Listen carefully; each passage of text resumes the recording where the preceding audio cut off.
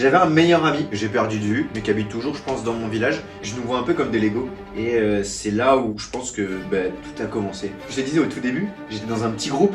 Et dans ce petit groupe, on était 5. Donc quand tu prenais 5 chutes, ça allait, tu vois. Ah, c'est que le mec qui était sanctionné, il prenait... Il allait penser à un seul truc. Aujourd'hui, je fais du sport pour mon grand-père. C'est mon moteur de tous les jours. Penser à un seul truc, c'était...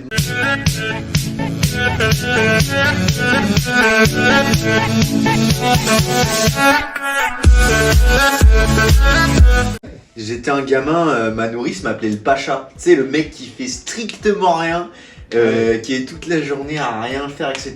Et c'était ça. Je pense même que son mari, Francis, si tu m'écoutes, si tu m'écoutes, Des bisous aussi. des bisous Francis, comme à ma maman la dernière Comme fois. la dernière fois. Ouais, Francis, il me dit, enfin, je pense qu'il avait une image de moi, jamais il aurait parlé. Alors, il voulait absolument me mettre au foot, comme Ouais. toi t'as fait quand t'étais petit, mais moi Ouais, j'ai fait pas mal de foot. je pouvais pas les gars. À l'époque, j'avais pensé à un seul truc, c'était de manger. C'est toujours le cas. D'ailleurs, au tout début, je faisais des vidéos. Tu aimes toujours manger. Oui, t'as fait pas mal de vidéos qu'on peut voir encore sur TikTok, ou Ouais. sur ton compte, il me semble. Ouais, sur la bouffe. Vidéos sur la bouffe, comment manger bien sans trop se restreindre Ouais. et puis surtout se faire plaisir. Hein. Ouais, c'est ça. C'était vraiment l'objectif. Hein.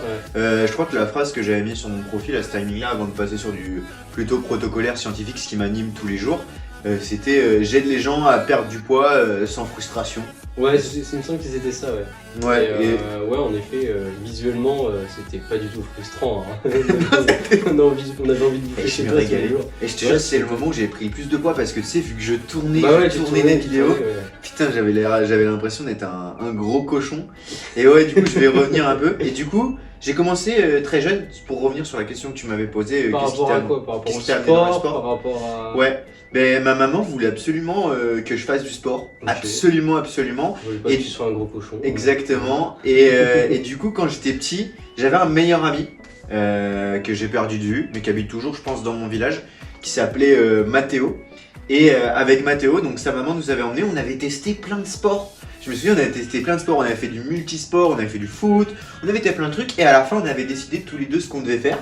Et du coup, on a finalement choisi de faire du judo. Et le judo, Ah, tu m'avais pas dit ça que t'avais fait des vidéos. pendant 10 ans, figure-toi, ceinture marron. Ah ouais. Et, Ok. et c'était, franchement, je pense que c'est le sport qui a fait aussi beaucoup qui je suis aujourd'hui. Parce que le judo a vraiment fait qui je suis par ses valeurs. Parce que le judo, je trouve que c'est un des sports où on t'apprend pas que à faire du sport. Alors oui, on t'apprend à faire du sport. On t'apprend à... J'en ai fait 2-3 ans. T'apprends pas mal à souffrir quand même. T'apprends à souffrir, mais Ouais, surtout t'apprends que ce que je voulais venir à un truc, c'est qu'il y a une charte morale. Ouais. Il y a, en gros, il y a plein de valeurs. Alors je me souviens plus exactement, mais il y en a 8. Le respect, voilà, le respect envers les arbitres, le respect envers les gens. Et je trouve Que tu retrouves beaucoup de fois, enfin, quand on y a regardé tout ce qui est télévisé, etc. Tu vois que c'est un sport qui est très carré, et les règles elles sont très carrées, et elles sont surtout respectées par tout le monde. Et il y a un respect du corps arbitral qui est génial, je trouve. Ouais, franchement, le judo, même la C'est discipline. des très belles etc. valeurs. Très belles Et valeurs. même au début, tu vois, tu salues ton arbitre, enfin, tu salues ton prof. Donc, ils disent, il y a tout un code, etc. Et quand on dit ré, tu dois saluer ton prof. Et tu vois, déjà, ça, c'est une. Tu salues ton prof, il me semble que tu salues ton adversaire aussi avant de Ouais. combattre, après combattre. Ouais. T'as plein de choses. Moi, j'avais des profs qui étaient très rigides. C'est-à-dire que. Alors pendant la séance, bon, ils te le disaient une fois, ils te le disaient 2 fois, il n'y a pas de problème, mais genre si t'avais pas été sage, tu vois, à la fin, Sanction. le mec, sanction, Ah. tu prenais 10 chutes. La En fameuse. Ouais, surtout qu'au début ça allait, parce que j'étais dans un groupe de 5, tu vois. Moi j'étais le mec trop sage. Trop sage. Étonnant. Je faisais pas de bêtises. Étonnant. Ouais, je faisais pas de bêtises et tout. Par contre, il y en a qui faisaient des bêtises. Et par contre, qu'est-ce que Ah, je il se prenais fait- un malin Ah, il plaisir se faisait démonter. aux chutes à la fin. Ouais. Alors au début, c'est ce que je te disais au tout début, j'étais dans un petit groupe. Et dans ce petit groupe, on était 5. Donc quand tu prenais 5 chutes, ça allait, tu vois. Ah, c'est que le mec qui était sanctionné, il prenait. Il prenait tout le monde. Ah ouais. Tu commençais par les blanches, donc au début ça va, c'était tranquille. Mais quand tu finissais par les ceintures noires qui te mettaient une grosse raclée, Une grosse t'avais sacoche. pas envie de recommencer la prochaine. Ouais. T'avais pas envie de recommencer la fois d'après. Et franchement, meilleures années de ma vie. Alors malheureusement, après le judo, j'ai arrêté. Ouais. Parce qu'au bout d'un certain temps, alors j'ai eu des blessures, j'ai eu une côte, j'ai eu ligament latéral externe. Te casser une côte. Ouais, une Ouais. côte cassée. Et puis tout ça en 2 ans de temps. Et en fait, le fait de me blesser, Ça m'a un peu enlevé Bah, cette c'est ce passion. qu'on disait sur le dernier podcast, que la performance amène la performance et que le fait que tu aies Ça. enchaîné beaucoup plus de blessures, beaucoup de blessures en si peu de temps et peut-être à des intervalles où dans ta vie tu n'es pas forcément apte à surmonter tout ça, et bah, ça t'a peut-être un petit peu dégoûté de ce sport et tu avais peut-être aussi des envies C'est d'ailleurs. ça, j'étais certainement. jeune et j'avais envie de changer et c'est là où je pense que tout a commencé. Genre sur la passion du sport, hein, je te Comment jure. ça Hein, c'est là où tout a commencé, j'ai commencé à faire du rugby. Ouais. Et au début, en fait, si tu veux, dans toute ma famille, à part mon père, tout le monde fait du rugby. C'est-à-dire qu'ils ont Ta tous fait maman du fait du rugby. rugby Non, mais genre tous les mecs, genre mon grand-père, Ah, tout le monde est Mon passé oncle, par le rugby. tout le monde est passé par le rugby. C'était un peu une fierté du coup. Exactement, et je vais te dire, en vrai, je fais du sport. Aujourd'hui, je fais du sport pour mon grand-père, parce que c'est mon moteur de tous les jours. Parce que aujourd'hui, mon grand-père, si tu veux, il a été international. Il a Je fait savais l'équipe pas. de France militaire. Il a été joueur au Stade Rochelet. C'est cool ça. Et je te jure, c'est mon moteur de tous les jours, c'est mon inspiration. Et sincèrement, je pense qu'aujourd'hui, si je fais tout ça, Ouais. c'est aussi pour le rendre Bah, fier. justement, je vais te poser la question, quelles étaient tes inspirations aujourd'hui? Bah Donc, écoute, moi, c'est ce qui grand-père, active. apparemment. En fait, j'avais un objectif. Ouais. J'avais un objectif en commençant le sport, c'était d'intégrer le Stade Rochelet, là où avait joué mon grand-père, pour le rendre fier. Je te jure, c'était tout ça. Le premier objectif que j'avais, c'était ça. Et c'était vraiment le rendre fier. Rendre fier, on parle. Alors là, au stade, c'est énorme parce que c'est ce que je retrouve, Ouais. la notion de famille. On Ouais. parle à chaque entraînement de famille. Et moi, je veux rendre fier ma famille et surtout mon Bah, grand-père. ouais. Et Dieu sait que la famille, c'est pas éternel. Et moi, je voulais. Je te jure, j'ai limite les armes. Je te sens ému, J'ai Lucas. limite les armes aux yeux te en sens disant très ça, ému. mais je sais que les gens sont pas éternels. Je veux pas parler de mort, mais je voulais absolument intégrer ce club et que mon grand-père voit cette réussite-là. Donc aujourd'hui, c'est aussi une fierté du coup pour toi de. C'est ouf. Voilà, t'as Mec, je te t'as jure. intégré un staff actuellement Ouais.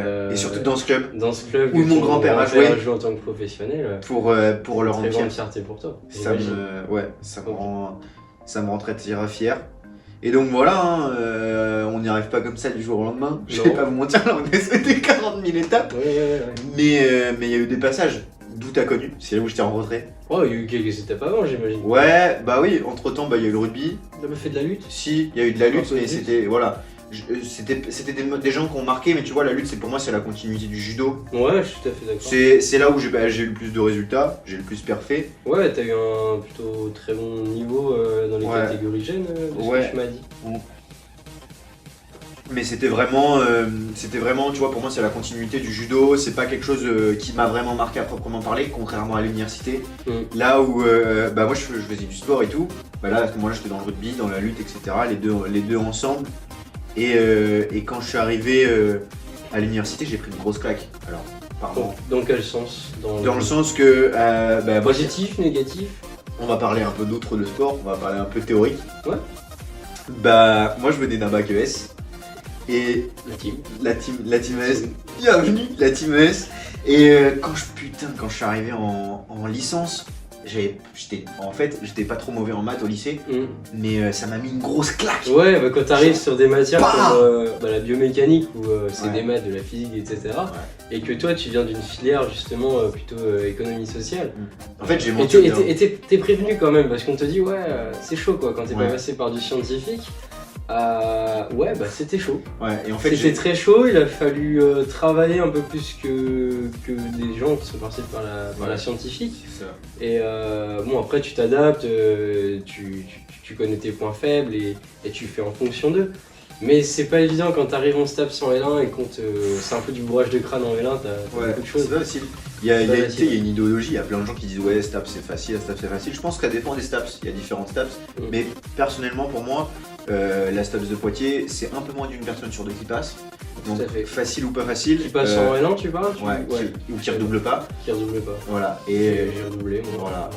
et je prends une belle claque. Surtout, alors au dernier podcast, j'ai menti. J'ai dit que j'étais bon en biomécanique. Non, j'étais pas bon en biomécanique, j'ai travaillé pour Oui, être. t'étais pas bon au début, t'as travaillé pour. Exactement, pour- je te jure, j'ai pris une grosse claque en bioméca. Comme moi.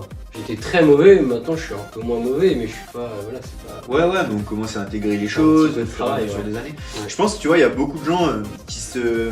Pour moi, c'est quelque chose qu'ils doivent pas faire. Dans le sens qu'il y a beaucoup de gens qui se déterminent comme quelque chose. Je suis mauvais en mathématiques, je suis mauvais en biomécanique, je suis mauvais dans une telle matière. Je Non. sais ce que tu vas dire. Ouais, le travail. Voilà, le travail. Et c'est comme tout dans la prépa physique.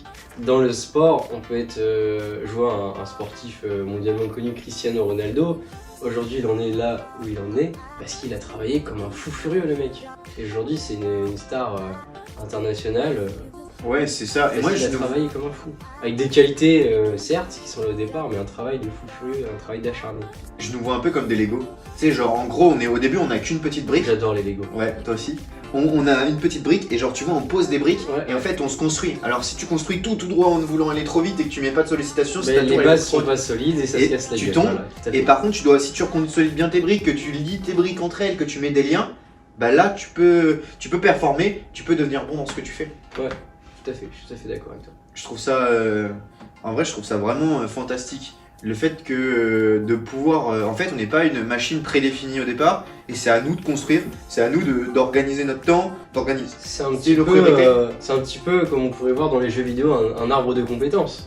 Tu débloques tel item et derrière ça te permet d'avoir accès à un autre item un peu Ouais, plus d'être badass, plus fort. tu vois. Et même Exactement. dans les jeux collectifs, de te lier un peu avec d'autres gens Ouais. qui, du coup, par ton travail, vont te reconnaître et vont te dire bah lui, il va peut-être pouvoir me servir.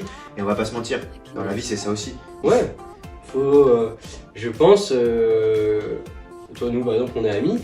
Dans la vraie vie, on a chacun nos choses qui font qu'on est amis aussi. Parfois, on peut devenir amis comme ça. Nous, on s'est trouvés comme ça, mais Ouais. on a aussi nos intérêts chacun, tu vois. Bien sûr. Et je pense que ça, c'est aussi la loi de l'attraction.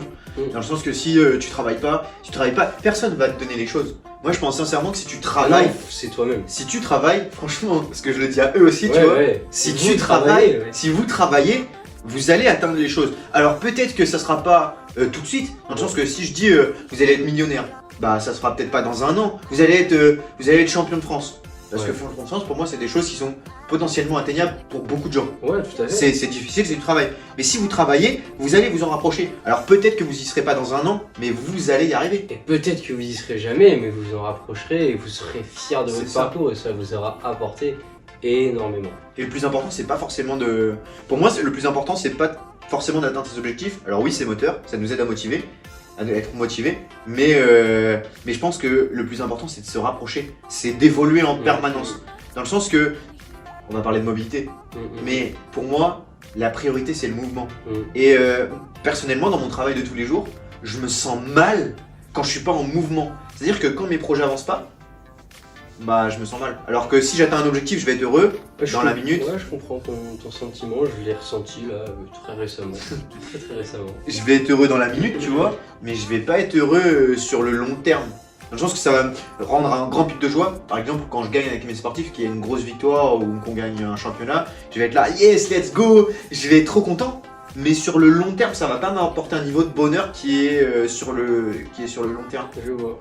Et ça, tu vois, j'ai fait une grosse erreur. Je change un peu de sujet, c'est à peu près la même thématique, mais j'ai fait une grosse erreur très longtemps. C'est de croire que c'était les objectifs. Enfin, c'était les objectifs qui me rendraient heureux, atteindre mes objectifs. Et je me rends compte que. C'est la manière dont tu atteins tes objectifs qui te rend plus heureux. Ouais, et même aujourd'hui, j'ai des objectifs tout autres. Alors maintenant, c'est plus moi mes objectifs, c'est les objectifs de mes sportifs. C'est voir mes sportifs évoluer. Ouais, mais le fait que eux atteignent leurs objectifs, c'est une forme de réussite pour toi aussi. C'est une forme de réussite, mais je me l'accapare pas. Ouais, bah non, c'est eux, c'est leur volonté à eux, c'est leur travail. Toi, t'es juste un pion dans leur montée vers le très haut niveau qui va leur permettre de. C'est ça, et même dans mes pages de vente, quand je parle de mes formations, etc., petite promo, vous pouvez aller voir, il y a Paul Solide qui est sorti. Mais globalement, il y a un truc que je mets presque tout le temps dans mes pages de vente, c'est je ne suis pas magicien. C'est-à-dire qu'aujourd'hui, je pense que j'ai des compétences. Je pense que j'arrive à amener, sans ego ou quoi, j'arrive à amener mes sportifs là où ils veulent. Et les seuls que j'arrive pas à amener, c'est les gens qui sont pas investis à 100%. Ouais. Alors c'est peut-être ma faute. J'arrive peut-être pas à forcément les intégrer, les mettre dans mon projet, tu vois, les pousser à fond dans mon projet.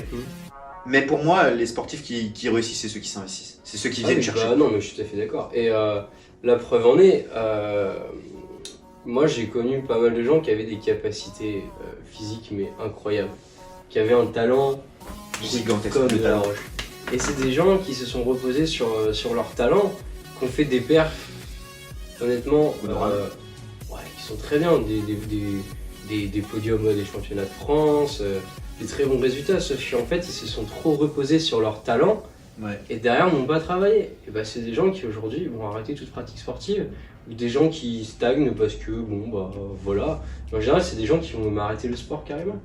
Et je trouve que c'est dommage parce que les mecs, c'est des diamants bruts qui restent juste à façonner.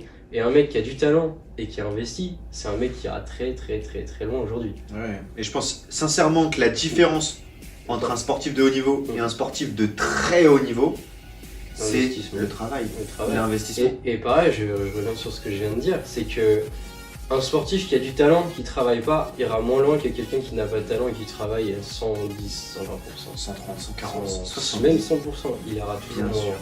Bien sûr. Ou il arrivera peut-être au même niveau. Mais à force de travail, à force des années, si Il vous le commencez surpassera. jeune, vous y arriverez. Avec l'expérience, exactement. Et il est jamais trop tard. Parce que, attends, je dis jeune, mais franchement, il n'y a pas. Alors, je pense que. Tu penses que. Tu vois, j'ai une question qui me vient par la tête comme Vas-y, ça. vas-y. Tu penses que il faut commencer jeune pour être très bon, pas excellent, pas niveau JO, niveau championnat du monde, mais très bon niveau français? Ou est-ce que tu penses qu'on commence à 20 ans, c'est possible?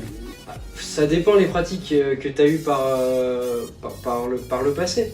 Ouais. Ça dépend. Ah, ok. Si t'as rien foutu, que t'es resté pendant 20 ans dans ton canapé, c'est même pas la peine. Ouais. Par contre, se mettre au sport, c'est possible. Se mettre au sport, c'est possible. Par contre, pour faire du top niveau, si t'as pas eu d'activité avant, honnêtement, je vois pas comment tu peux être compétent. T'as jamais développé tes capacités motrices, t'as Ouais. jamais développé tes capacités physiques, physiologiques. Pour moi, arriver à 20 ans et être un prodige en n'ayant rien fait, non. Après, on en voit, il y a toujours eu des exceptions qui confirment la règle. Mais pour moi, si t'as rien développé avant, non, ça va pas se faire. Par contre, si t'as été bon dans un autre sport et que t'arrives, je vois, comment ça s'appelle je sais plus, mais j'ai une athlète qui est arrivée en équipe de France, qui était championne d'Europe sur 200 mètres, etc. Je sais plus son nom, je l'ai plus. Qui est arrivée, je crois, sur le tas à 18 ans, l'athlète. 18 ou 19 ans. Hop, 2 ans après, elle était championne d'Europe. Et la meuf, je sais pas si actuellement, c'est pas elle qui a le record de France du 200 mètres, mais elle doit avoir la deuxième ou troisième meilleure perf de C'est une tous les athlète temps. qui était très compétente. Ouais, Et qui avait le talent. avait énormément de talent, et puis qui est arrivée sur le tas, par contre, qui était très bosseuse. Et puis derrière, elle s'est retrouvée à faire ça. Alors, elle a une carrière très courte dans l'athlé, mais par contre, elle a fait des choses exceptionnelles. De toute façon, t'as toujours des gens. Et t'as toujours l'exception qui confirme la règle. C'est ça. Tu vois, je vois un mec qui est arrivé par exemple dans l'équipe de France de football assez tard, Morgan Schneiderlin à l'époque. Ouais. Je crois qu'il intègre l'équipe de France à 27-28 ans, qui intègre même, je crois qu'il jouait en première ligue à l'époque, ça devait être Newcastle, et il a très longtemps joué sur des niveaux beaucoup plus bas. Jonathan Klaus par exemple, pareil, qui s'est fait repérer, il devait jouer pour une nationale ou je sais pas quoi, qui s'est fait repérer en Coupe de France, qui a été transféré à Lens, qui a fait son parcours, qui est sa première sélection, qui n'est pas sélectionné pour la Coupe du Monde, mais qui a atteint la Ligue 1, qui aujourd'hui a signé à l'OM. Et c'est des mecs, ils sont arrivés peut-être. Ils ont toujours fait du foot, mais ils sont arrivés sur le tard et ils ont jamais. Comment dire? Ils ont jamais perfectionné. Ils ont jamais baissé les bras en fait. Et puis Ouais. à force de travail, ils sont là où ils sont. Bah, il y a un exemple très actuel de ça. Griezmann. Griezmann qui est passé par les systèmes français et vu sa taille, vu ses perfs, etc., on lui a dit non. Non, c'est pas la Et lui, il a décidé de partir en Espagne. Il est parti en Espagne, il est parti par le système de développement espagnol qui lui a permis de parfaire. Parce que pour ceux qui ne savent pas, nous en France, on a un système qui date d'il y a très longtemps, qu'on a peut-être pas remis à jour. Est-ce qu'il faut le remettre à jour, est-ce qu'il faut pas? On n'est pas là pour juger. Moi, je vais juste expliquer comment il fonctionne. En gros, c'est un peu Charles de Gaulle, à la fin de la guerre. Il est arrivé et il a dit ok, les perfs au JO, la dernière fois, c'est nul, il faut qu'on fasse un truc. Donc qu'est-ce qu'il a fait? éclaté au sol. Éclaté au sol. Et il est arrivé, il a dit ok, on va faire le système gaulliste. C'est en pyramide, c'est-à-dire que on prend la première base et en fait on fait rentrer un maximum de gens, on met le même système d'entraînement et on voit ce qui nous reste à la fin. Du coup, on fait, tu vois, c'est une grosse machine, ça nous permet d'avoir beaucoup de gens, mais du coup, les gens qui rentrent pas dans les cases, tu vois, dans les critères de sélection de la pyramide, eh ben, ils sont égrenés, ils restent en bas, alors que des fois, c'est ces joueurs-là qui deviennent les meilleurs joueurs du monde. Je te parle de Messi, je te parle de Griezmann, je te parle de certains joueurs qui sont passés, qui ont leur truc à eux, parce que du coup, ils sont pas rangés dans la masse, tu vois, et je trouve que c'est enfin, en France, dans le système sportif, mais dans les autres domaines, je pense que sortir un peu de la masse, exercer un esprit critique, je trouve que c'est primordial. Ça nous permet d'être plus performants et surtout de se faire remarquer plus vite. Bah oui, parce que si on a les mêmes compétences que tout le monde, ouais. Pas d'intérêt. Faut que ce qu'on revenait l'autre fois sur ta question, est-ce que l'entraînement est un art? C'était ça, il me semble. Bah si t'as pas ton petit truc en plus, t'es comme tout le monde en fait, donc non, et faut avoir bah, son petit toi, truc ce en que plus, tu fais, pour moi, c'est le plus grand art du sport. C'est peut-être bête à dire, hein. C'est très gentil. mais la biomécanique La de la précision, la biomécanique. La biomécanique de la course, on va y revenir. On va pas épiloguer 3 minutes. Que ce soit sur les haies, que ce soit même de la course à pied basique. Faut avoir un regard très précis, excuse-moi. Tous les sauts, etc. C'est vraiment un instant T, tu dois faire tel mouvement sur le sol. Alors t'arriveras jamais à avoir la perfection, bien sûr, mais t'en rapprocher le maximal possible. Au maximum. Au maximum, voilà, excuse-moi. T'en rapprocher au maximum, c'est un petit peu le challenge. Et ce qui est intéressant, c'est que tu fais avec divers morphotypes. Tu fais avec des hommes, tu fais avec des femmes, tu fais avec tout et tu retrouves plein de problématiques qui sont sympas à vivre au quotidien. Ouais, c'est génial parce que ça va nous amener à un sujet qui m'intéresse. Ah, dis-moi. La mobilité encore. Ah, il nous fait chier que sa mobilité. Allez. Mais ouais, il y a beaucoup de gens, tu vois, qui entrent dans des schémas moteurs qui disent bah voilà, la technique de course elle est pas parfaite, la technique de course, tu vois, il n'arrive pas à avoir une bonne technique de course. Et c'est ce que je discutais avec un autre entraîneur. Est-ce que la génétique a vraiment un lieu? Alors oui, en termes de typologie musculaire, mais après, en fait, moi je vois parce qu'il y a beaucoup de jeunes, alors je parle du bodybuilding, je parle des choses comme ça dans le sport, ils disent ouais mais moi je serai jamais tel truc parce que ma génétique m'en empêche. Sauf que ça, les gens ils pigent pas que s'ils travaillent pas, la génétique elle est pas activée, tu vois. Et pour voir si t'es vraiment limité sur ta génétique, il te faut 4-5 ans de travail. Alors peut-être que de base, il y en a qui ont déjà développé ça, qui ont naturellement, voilà, pas de problème. Mais tu peux pas dire que c'est ta génétique. C'est comme, tu vois, ces types de mésomorphes, ectomorphes, blablabla. Ça c'est du bullshit. Parce que c'est l'idée ça serait que certaines personnes sont taillées comme ça, sont skinny fat, sont tel truc. Tous ceux qui vous vendent des trucs comme ça, c'est du marketing. Il y a une seule loi, c'est celle de la balance énergétique. C'est est-ce que tu manges plus que ce que tu manges, est-ce que tu manges moins. Et justement, je rebondis par une autre question qui nous avait été posée sur Instagram. On avait demandé aux gens de poser des petites questions la dernière fois. Et j'ai, il me semble c'est Cheville en carton qui m'avait posé cette question. Cheville en carton, let's go. Qui m'avait proposé comme question. Donc, du coup, sa question c'était pour perdre du poids, plutôt musculation, plutôt cardio. Voilà, donc nous on va essayer de répondre à cette question. Bah, toi, quel est ton avis? Et je pense que je vais te rejoindre assez vite. Ouais, bah alors plutôt musculation ou plutôt cardio? Je vais essayer d'apporter une... Alors moi tu connais ma rigueur scientifique, je vais essayer d'apporter une réponse en 2 parties. Je vais essayer de pas oublier la deuxième avant de faire la première parce que ça m'arrive tout le temps. J'aime tellement développer que des fois j'oublie la deuxième partie. Pour développement, Lucas. C'est ça. Mais pour moi, cette perte de poids elle peut se découper en 2 parties. La première partie c'est soit tu fais du cardio et du coup sur l'instant T, sur le court, tu vas perdre plus de calories qu'en faisant de la muscu. Ça c'est la première réponse. La deuxième réponse, je suis tout à fait d'accord. J'ai été court, net et précis. Court, net, précis. La deuxième réponse, tu vas le voir sur le long terme. Ouais, la deuxième réponse c'est sur le long terme. C'est-à-dire qu'on a la possibilité d'augmenter notre masse musculaire pour augmenter notre métabolisme de base. Et comme moi je suis un feignant, ma nourrice m'appelait Lucas le Pacha.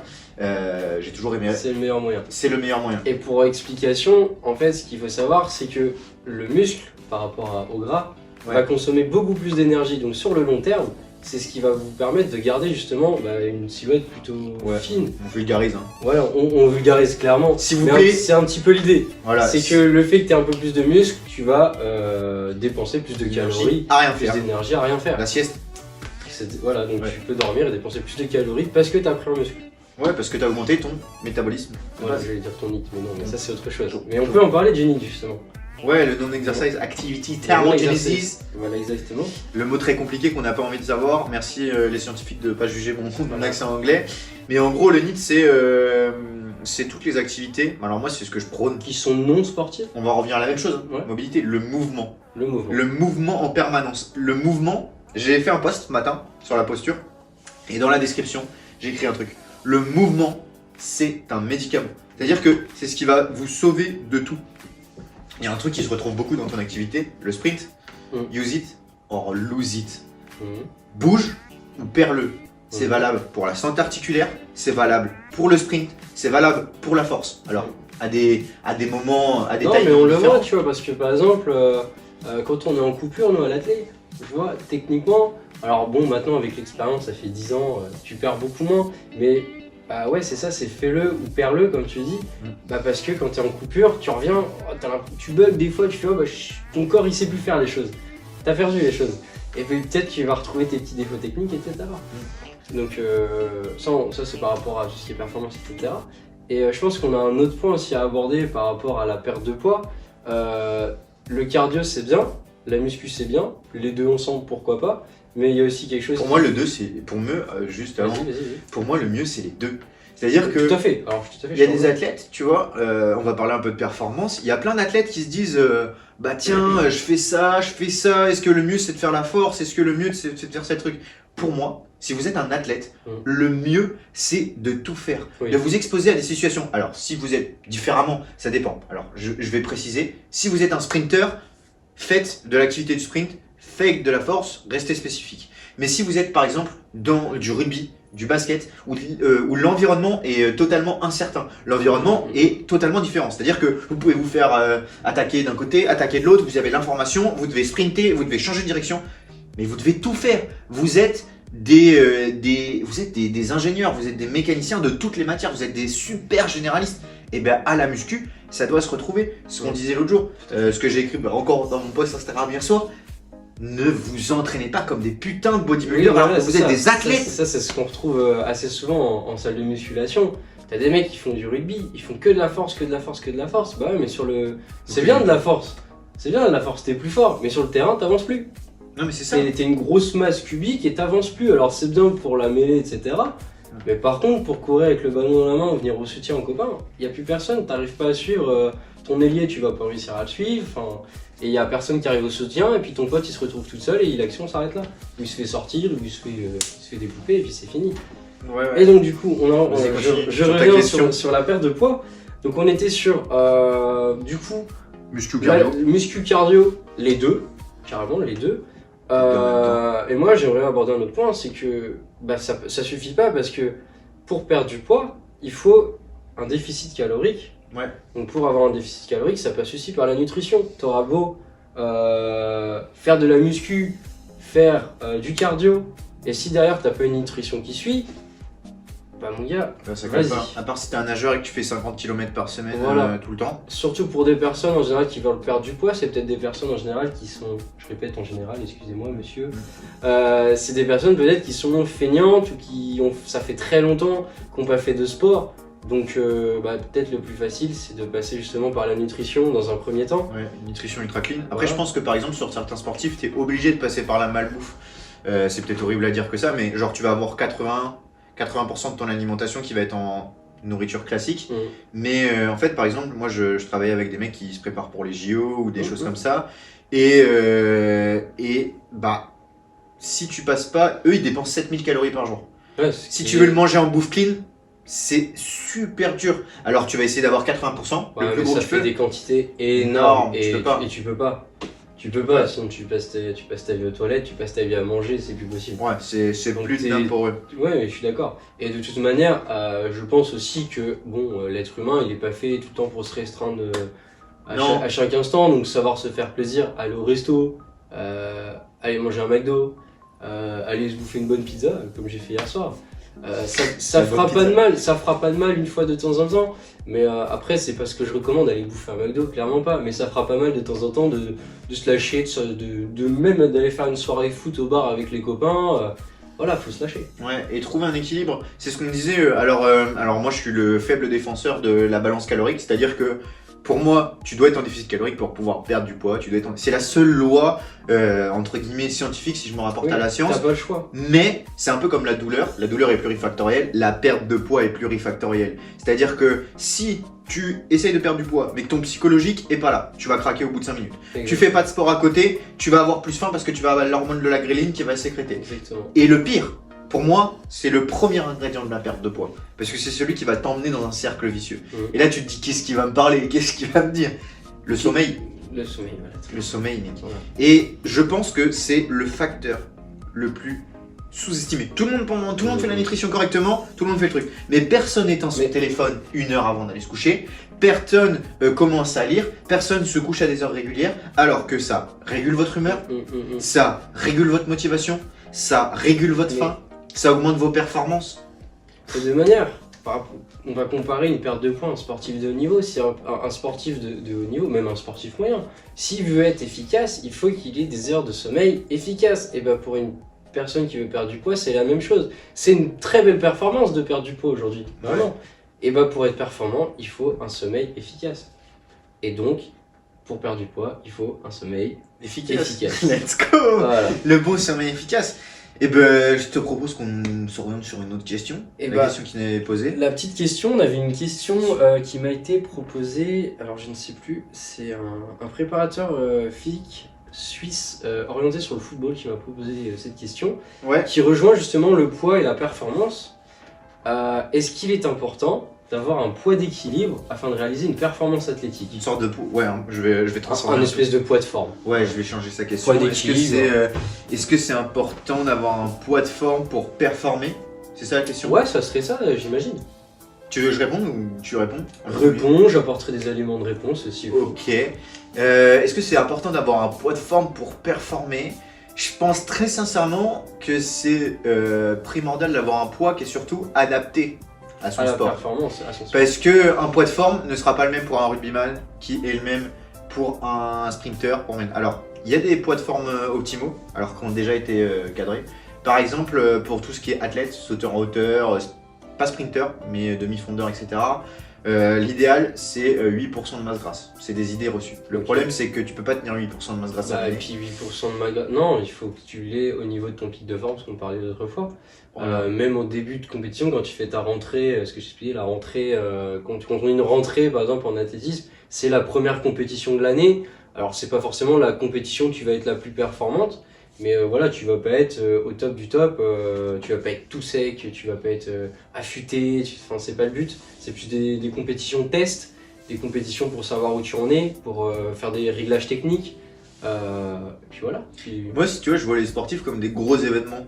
Tu sais, c'est genre, au début, t'as rien. Genre, t'as une place et tu commences à se dire, tiens, je vais organiser l'événement. Ça, c'est la compète. Et après, tu vas construire un petit chapiteau, 2 chapiteaux, 3 chapiteaux, et les gens, ils vont aller voir cette exposition. Il y avait l'exposition mondiale, il y a eu la Tour Eiffel à un moment. Tu vois, c'était comme ça. Ils construisaient tout au fur et à mesure, ils construisaient tous les stands. Il y a tout le monde qui arrive, il y a tout le monde qui vient voir la compète, qui vient voir l'exploit.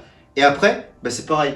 Tout le monde se déconstruit, tout le monde s'en va. Et c'est exactement comme ça. C'est pareil pour le sportif. Je te rejoins. Il va se construire au fur et à mesure, il va être au top du top, et puis l'événement il passe, tac. Voilà. Il va redevenir entre guillemets un humain normal. Voilà. Et vu que t'es une grosse entreprise, tu t'appelles Red Bull, pardon, désolé les sponsors, je devrais pas parler de Red Bull s'ils nous ont pas payé, vous inquiétez pas. Mais voilà, c'est pareil. Et après, il passe à l'événement suivant. Mais c'est pareil, oui, quand t'as un événement, t'as de la pub. Ouais. Et après, plus rien, parce que l'événement est passé. Et donc du coup, pour répondre à la question, quelle est ta réponse, toi, concrètement? Moi je pense que oui, c'est important d'avoir un poids de forme à condition qu'il ne nous détruise pas psychologiquement. Alors oui, alors pour moi le surpoids va aussi avec l'état psychologique. Hein. Quand moi je sais que les périodes de ma vie où j'ai pris un peu de poids, c'est où psychologiquement c'était dur. Ça peut être, je vais vous parler un peu de moi, hein. Ça peut être des ruptures amoureuses, ça peut être des ruptures familiales, ça peut être du décès, rupture sociale en fait. Ouais, ou même d'autres trucs. Hein. Moi, le taf, toi c'est quelque chose qui va t'affecter, peut-être que moi ça m'affectera pas.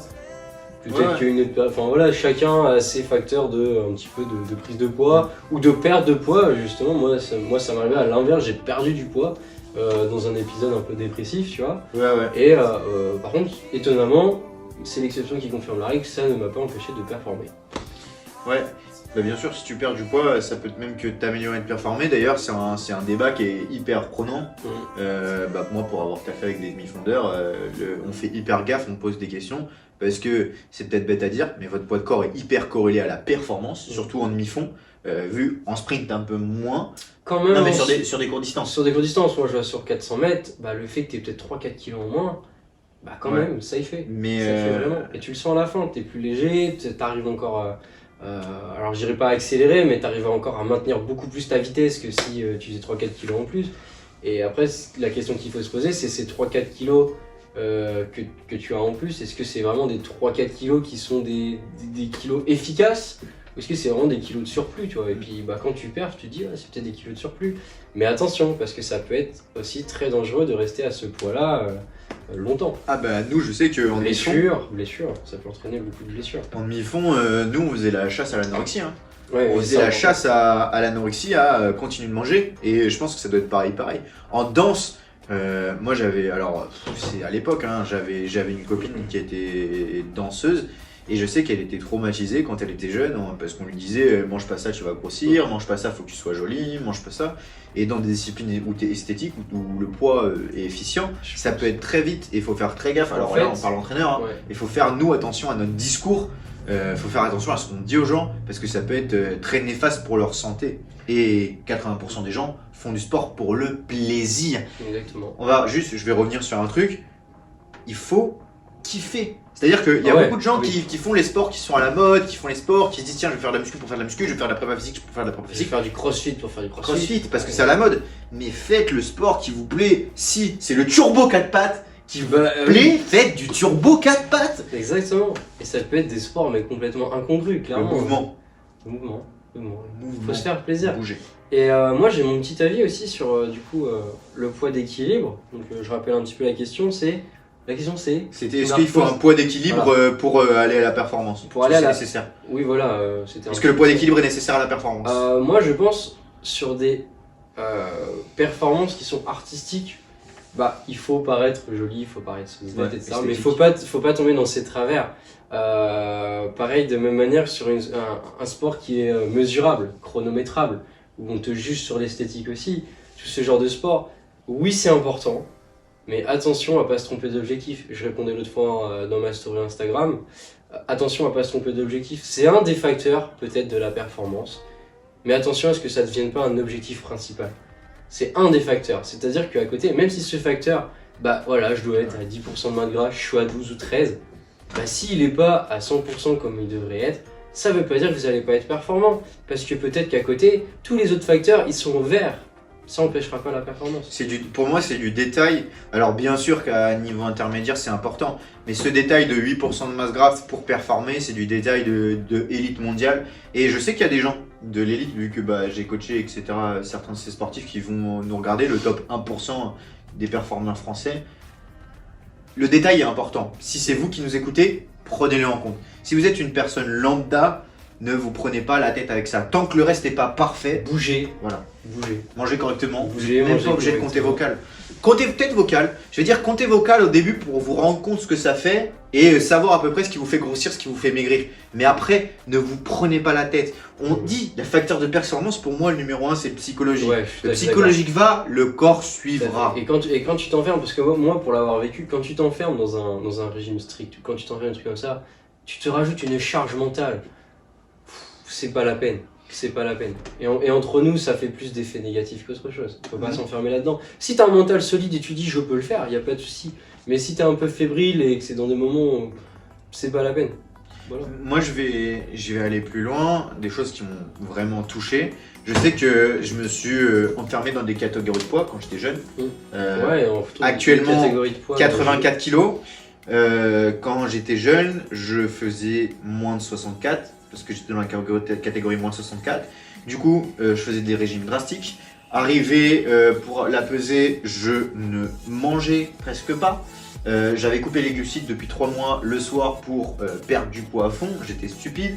J'arrêtais de boire. Je devais aller courir pour être au poids et pour performer le lendemain pour être à 63,9. Ce qui est normal pour le très haut niveau. Mais si vous êtes jeune. C'est normal pour le très haut niveau, mais si t'es jeune, tu vas forcément prendre du poids et le fait d'empêcher cette prise de poids. Et aujourd'hui, alors avec le temps ça s'estompe, ça s'efface, mais j'ai découvert, j'ai développé à cause de ça des TCA, des troubles du comportement alimentaire, où par exemple, je me suis retrouvé à 3h du mat, déjà à pas dormir parce que quand vous avez pas de glucides, vous dormez pas, et je vous ai dit le sommeil c'est important. Et je me suis retrouvé à bouffer dans mon frigo, à remonter dès que j'ai arrêté. Ton frigo plein d'ailleurs. Mon frigo plein. Mon frigo plein parce que j'aime manger. Il y a rien dans son frigo. Mais Il y a rien. c'est ça. Et dès que je suis. Peut-être parce que t'as tout mangé. Peut-être parce que j'ai tout mangé. Et dès que j'ai arrêté, tu vois, le sport, à cause des TCA, je suis passé de 64 kg à 93. Tu vois, Ah ouais. bon. 64-93 en un an. Ouais. T'as une copine, elle te déteste. Ouais. T'as pris 40 kilos, Bah oui, elle tu te regarde, prends- elle fait Ah, Tu mais c'est prends toi. toute la place dans le lit, enfin, tu vois, quoi. Ouais, y a plus de place, t'as des grosses joues, t'as des trucs, Ouais. donc ne faites pas ça. Surtout, je pense qu'en vrai, ce podcast, c'est bien parce que moi, je kiffe parce qu'on peut exprimer notre message. Mm. Et il y a tellement de choses sur les réseaux sociaux qu'il faut faire attention. Ouais. C'est la bête noire. Alors, c'est ce qu'on disait. Alors, je sais pas si c'est avec toi que je parlais de ça, mais en fait, il y a beaucoup de coachs. Moi, je vois plein de coachs. Si vous êtes coach et que vous nous écoutez, il y a des gens qui se plaignent. Genre, il y a ça, il y a des conneries sur les réseaux, il y a tel truc. Mais qu'est-ce que vous faites pour changer ça? Qu'est-ce que vous faites? Est-ce que vous publiez sur les réseaux sociaux? Est-ce que vous essayez de changer la vision des choses? Est-ce que vous essayez de rapporter votre regard d'expert? C'est important d'apporter un regard d'expert justement parce que les sportifs vont vous écouter vous êtes un petit peu leur mentor. Et moi jusqu'à présent j'ai eu des mentors et tout ce qu'ils m'ont dit, bah, ton mentor t'es censé lui faire une confiance un petit peu aveugle. Alors moi avec ma formation, après j'ai pu avoir un petit regard critique, mais tu leur fais confiance, donc tout ce que vous leur direz, faites les choses bien, vraiment pour eux, dites-leur des choses vraies. Ouais, et puis après, des fois, on peut avoir la vérité, on peut se tromper. Ah, c'est tout à fait, c'est humain de se tromper. Ouais, et je sais pas pourquoi, je pense qu'on va réorienter avant de clôturer ce podcast, peut-être pour le thème du prochain podcast. Je sais pas si on va avoir un prochain podcast, moi je kifferai en faire. Ouais, moi aussi j'aime bien. C'est cool. Mais je pense qu'on va parler, je vais juste finir sur ça, parce que je pense que ça doit faire une petite demi-heure qu'on parle. Oh, peut-être plus, je sais pas, ça passe vite. quand Ça on va parle. être le thème de notre prochain podcast, je trouve, parce que c'est un thème qui va nous rejoindre. Un truc qu'on nous apprend pas à l'université. Je pense que la prochaine fois, on parlera de marketing. Ouais, tout à fait. Marketing, pourquoi marketing? Parce qu'on parle de vente de nos programmes. Je pense qu'on va parler de comment on vend nos programmes, Comment se vendre soi-même. se vendre soi-même, et comment aussi, je vais même aller plus loin, marketing, comment se vendre à soi-même. Oui. Parce que il y a un truc, le syndrome de l'imposteur, Tout à fait. que beaucoup de gens ont peur, dans le sens, je suis pas légitime, je suis gros, je peux pas me mettre au sport. Non, t'es pas gros, c'est juste que tu fais pas de sport, donc t'es gros. Si tu fais du sport, tu vas devenir sportif. Et on va parler de tout ça, je pense, dans le prochain podcast, si ça te plaît. Ça me plaît, Voilà. très bonne idée. On a trouvé du terme, on va trouver le marketing, on va noter quelques petites idées. Si vous avez des questions là-dessus, Bah, comme d'habitude, non, même sur des questions toujours en général avec le Ouais. sport. Après, si vous avez des questions plus précises sur le marketing, pourquoi pas. ouais. Si vous avez des questions sur notre podcast qu'on vient de réaliser aujourd'hui, pourquoi pas aussi. Voilà. Et si vous avez des questions en général avec le sport, peu importe la question, peu importe le sujet, vous nous posez la question Voilà. et on fera de notre mieux pour y répondre. Voilà, juste avant de terminer, en description, vous allez trouver les réseaux sociaux de Rémi. Mes réseaux sociaux, c'est là où vous nous posez les questions. Et vous aurez sûrement un petit lien. Je viens de sortir une petite formation épaule solide. Donc si vous avez des douleurs à l'épaule ou que vous êtes tout simplement kiné, coach sportif, préparateur physique et vous voulez en apprendre plus sur les épaules, comment soigner les épaules, sur l'anatomie de l'épaule, il y a plein de modules. J'ai calé mes je sais pas combien d'années d'expérience, tout mon travail Et là-dedans. milliers d'heures de pratique. Voilà, mais voilà, bref, c'est mon petit dada, c'est mon sujet. Cette formation, je la fais pour vous faire plaisir. Quand on parlait de mission, je pense que je vais clôturer là-dessus. Je fais pas le coaching sportif pour l'argent, même si on va pas se mentir, ça me permet de vivre Bah, bien sûr. et ça permet de faire des projets. Bien sûr. Mais je le fais pour transmettre, pour aider les autres. Et cette formation, elle a été sincèrement faite pour vous aider à soigner vos problèmes articulaires et développer vos compétences. Sur ce, je te souhaite une excellente journée Merci. et au prochain podcast.